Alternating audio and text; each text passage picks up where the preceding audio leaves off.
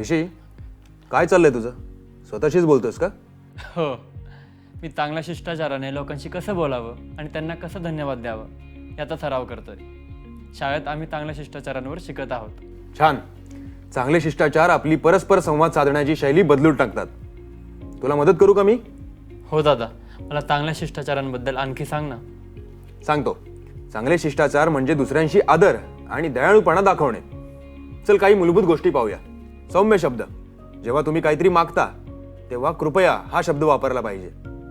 जेव्हा तुम्ही आभार व्यक्त करता तेव्हा धन्यवाद हा शब्द वापरला पाहिजे.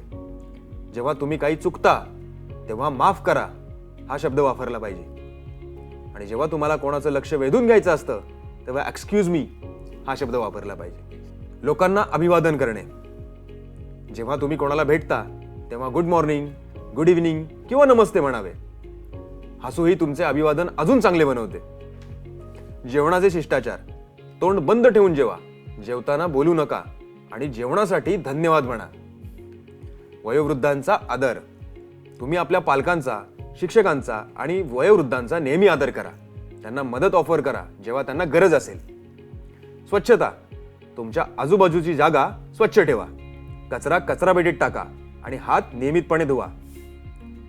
वाटा आणि काळजी घ्या. तुमच्या खेळण्या, पुस्तके किंवा अन्न मित्रांसोबत वाटा. दुसऱ्यांना मदत करणे ही दयाळू असण्याची लक्षणं आहेत. या सर्व साध्या गोष्टी आहेत पण खूप महत्त्वाच्या आहेत. थँक्यू दादा. मी दररोज चांगल्या शिष्टाचारांचा सराव करेन. खूप छान.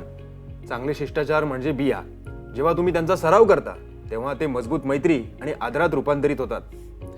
मी माझ्या मित्रांना देखील हे सांगणार आहे. यामुळे आमची मैत्री अजून घट्ट होईल. खूप छान.